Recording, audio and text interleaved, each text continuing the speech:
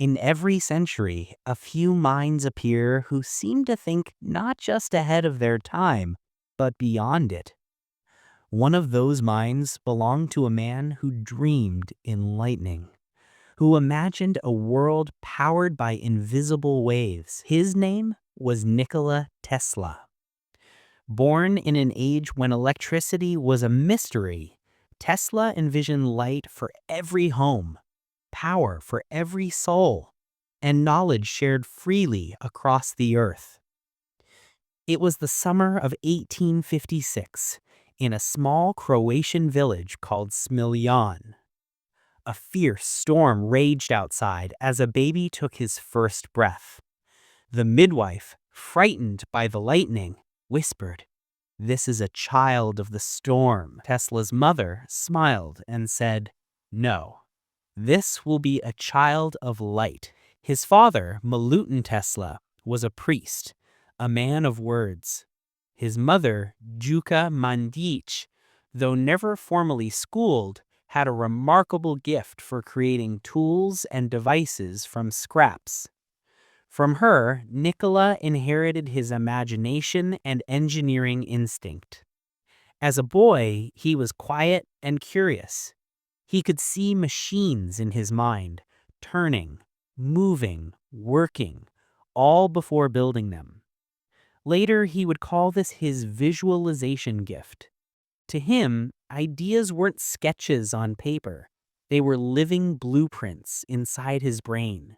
Tesla attended school in Karlovac, where a single demonstration of electricity changed his life. The glow of that electric spark captured him forever. He went on to study electrical engineering in Graz, then in Prague.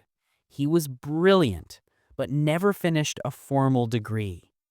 When his father died, Tesla left school, heartbroken, yet determined to keep learning on his own. He devoured books, memorizing entire volumes, experimenting with magnets, motors, and mysterious waves of energy.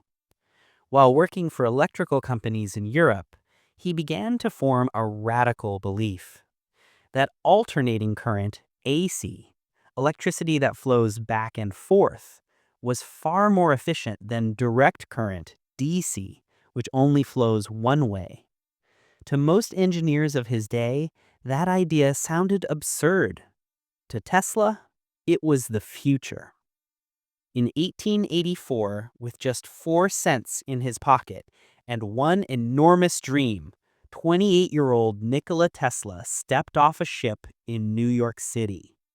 He carried a letter of recommendation and one enormous dream: to change how the world used energy. He soon found work under Thomas Edison, the celebrity inventor of his time. Edison's empire ran on direct current. Tesla proposed an upgrade, a safer, cheaper, more powerful alternating current system. Edison dismissed it with a laugh. Tesla kept working anyway, fixing and improving Edison's machines for months, until a promised reward never arrived. Disappointed and betrayed, he quit. That was the beginning of what history would call the War of Currents. Tesla's ideas caught the attention of businessman George Westinghouse, who believed in the potential of AC power. Together, they built an entirely new kind of electrical network, one capable of sending power across miles and miles of wire. Edison, threatened by this challenge, fought back. He funded gruesome public demonstrations, electrocuting animals to show AC's so-called dangers. Newspapers turned the battle into a circus, but in 1893, the tide changed. At the World's Columbian Exposition in Chicago, Tesla and Westinghouse lit up the entire fairground with AC electricity. Millions of lights, millions of hearts amazed. The crowd gasped. The future had arrived. From that moment on, alternating current became the standard that powers our world today. Just 2 years later, Tesla designed the first hydroelectric power plant at Niagara Falls, turning nature's force into humanity's energy. What once was a dream now roared like the waterfalls themselves. After Niagara, Tesla's imagination exploded. He built the induction motor, the Tesla coil, and laid the groundwork for radio and wireless communication.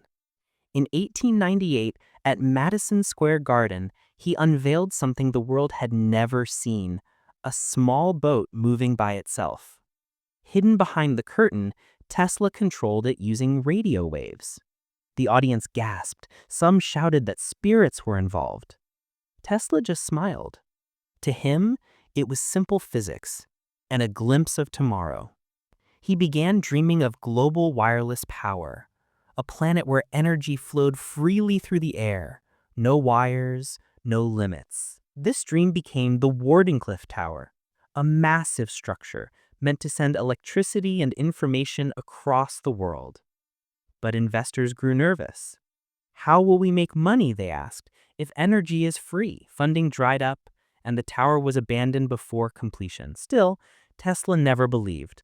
Time moved on, fortunes faded. While others grew rich, Tesla grew poorer, but never bitter. In the small rooms of New York hotels, he fed pigeons, wrote in his notebooks, and continued to invent. He spoke of death rays, of machines that could shake the earth, of wireless communication encircling the globe. Most called him eccentric, a few called him mad, but listen carefully.